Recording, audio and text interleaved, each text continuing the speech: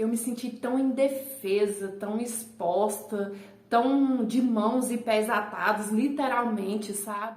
Quando eu conheci o Roberto, eu já tinha um filho. E aí a gente se conheceu assim. Eu tava precisando fazer um portfólio pro meu trabalho. Um dia conversando com um amigo, falando pra ele que eu precisava fazer, ele me indicou o Roberto, que ele já conhecia o trabalho dele, disse que o Roberto era dono de uma produtora, trabalhava só com isso. Então eu resolvi entrar em contato com ele. E aí, depois que eu entrei em contato com o Roberto para eu poder trabalhar, né, fazer esse portfólio, ele não saiu mais do meu pé.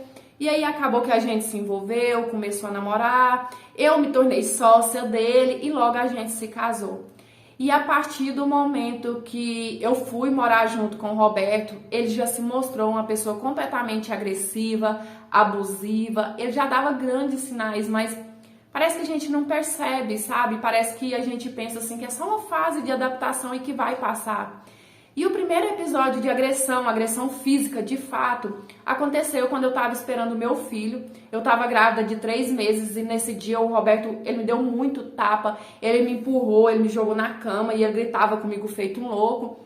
Só que depois ele começou a me pedir perdão, falando assim que ele não era daquele jeito, que ele estava muito nervoso, que ele estava passando por muitos problemas. Eu acabei acreditando e perdoei ele. E aí, quando o nosso filho estava mais ou menos com 1 ano e pouco, isso voltou a acontecer. Só que dessa vez, eu abri um boletim de ocorrência contra ele, porque dessa vez ele me deu tanto soco no meu rosto, mas tanto soco que, sério, eu achei que tivesse quebrado. E aí nisso, depois que eu fiz esse boletim de ocorrência contra ele, as agressões físicas parou. Ele continuava me xingando, me agredindo verbalmente, mas as físicas parou. Acho que ele ficou com medo, né? Só que ele mudou de tática. Ele começou a espalhar para as pessoas que eu tinha problema, eu era doente, eu tinha problemas psiquiátricos, então eu resolvi pedir o divórcio. E eu fiz isso de uma forma muito amigável. Eu falei, Roberto, eu quero o divórcio, a gente não tá dando certo mais, a gente precisa se separar pelo bem do nosso filho. E ele se mostrou concordando, sabe? Ele mostrou que ele estava de acordo, que a gente ia se separar, que ia ser tudo amigável. Só que quando foi um dia, ele chegou em casa transtornado, falando assim que ia me levar no psiquiatra, que eu tava com problema, porque na cabeça do Roberto, eu tava me separando dele pra ir morar com outra pessoa, porque eu tava traindo ele. Ele não queria assumir que eu tava fazendo isso pela forma agressiva, pela forma abusiva que ele me tratava. E aí nesse dia eu fiquei com medo dos meninos presenciar de novo, né, outra briga, porque ele estava cansado de ver isso. Então eu fui e chamei o Roberto pra gente conversar lá fora. E aí no que a gente saiu pra fora, eu fui e chamei a polícia. Só que quando os policiais chegaram, eles me disseram assim que estava lá porque recebeu uma denúncia de que tinha uma mulher com 2 filhos transtornada tentando, vocês sabem, né? Que o Roberto tinha feito isso antes mesmo de eu chamar a polícia. E aí aquilo ali pra mim foi o ponto final na nossa relação. Eu tava decidida que eu não queria mais e que eu ia sim divorciar dele. Mas pro Roberto ainda não era o fim. O Roberto não aceitava que eu quisesse terminar, que eu não quisesse mais viver naquela vida. Quando foi um dia, eu estava em casa com os meninos e o Roberto chegou com um cara muito alto e com 2 mulheres. E aí quando eu vi, sabe, aquele cara estranho, quando eu vi o Roberto chegando daquele jeito, eu já imaginei que fosse alguma armação dele pra cima de mim. Nisso, o cara já chegou pegando meu pescoço, me dando um mata-leão. E a mulher que estava do meu lado, né, que depois se apresentou como enfermeira, já veio amarrando os meus braços, enquanto a outra colocava a camisa de força em mim. E aí, nessa hora, eu só sabia pedir as minhas crianças, os meus filhos, não deixa com ele, esse homem tá transtornado. E tipo, eu tava falando isso bem calma, momento algum eu não gritei, porque eu não queria parecer louca, né, porque era isso que ele tava tentando provar. E aí essas pessoas me pegou, me colocou num carro que já estava no estacionamento, que inclusive não tinha etiqueta de clínica, de nada do tipo, e saíram comigo dirigindo em alta velocidade.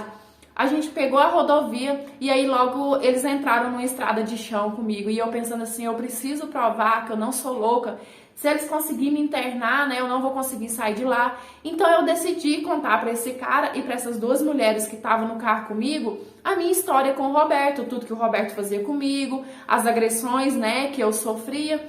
E aí eu contando, eles acreditaram em mim. Eles parou o carro no meio do caminho e falou assim, ó, a gente vai fazer uma coisa para você que a gente não tem costume, E eu ainda pensei assim, o que será? Me matar, né? Porque eu vi que o Roberto também tinha capacidade para isso. E eles disseram, olha, a gente vai tentar entrar em contato com um familiar seu para poder ver o que consegue fazer. E aí eu passei o número de telefone de uma amiga minha para eles, porque essa amiga minha poderia conseguir entrar em contato com alguém da minha família, e nisso eles me levaram para tal clínica. Quando eu cheguei lá, quem me recebeu foi uma advogada do lugar, e ela veio fazendo umas perguntas para mim, e aí ela tomou minha bolsa, tomou meu celular, me levou para um quartinho bem simples lá, sabe? Aquele lugar era assim completamente uma prisão. Ainda bem que as enfermeiras, os pessoal que trabalhava lá me tratavam muito bem. Eu contava, sabe, as coisas, contava do meu casamento e eles acreditavam, porque eu não dava sinais de desequilíbrio, assim como o Roberto alegou, né? E aí os meus parentes só conseguiam entrar em contato comigo 2 dias depois. Eu fiquei 2 dias naquela clínica até sair. E quando esse médico foi procurado, ele contou que o Roberto já tinha sido paciente dele há muito tempo e que o Roberto tinha procurado ele falando assim que eu estava transtornada, que eu precisava de ajuda e que eu precisava ser internada. Ele, sem nem me conhecer, sem nem me ver, deu esse laudo pro Roberto. O meu caso virou história, sabe? E depois disso eu me mudei de estado porque eu fiquei com muito medo, já que o Roberto respondeu tudo em liberdade. A clínica que eu fui internada fechou depois de tudo que veio à tona, né? Porque eu nem passei por um médico lá, eu passei por uma advogada. O Roberto até hoje ainda não sabe de fato onde eu vivo e mesmo tendo passado tanto tempo, até hoje eu ainda tenho medo, sabe? Eu ainda tenho medo que ele me encontre, eu ainda tenho medo de que ele faça alguma coisa comigo, porque aquele homem, ele é completamente transtornado. Oi, meus amores, tudo bem com vocês? Eu espero que sim. Então, essa história de hoje eu também peguei por uma matéria que eu vi aqui no YouTube, né?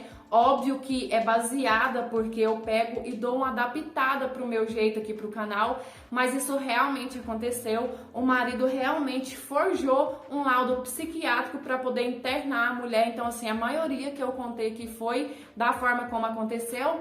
E eu vou estar procurando o link, tá, dessa matéria e vou deixar aqui na descrição, vou deixar nos comentários também, caso você queira conferir, caso você queira ver, né, os fatos lá totalmente da forma que aconteceu.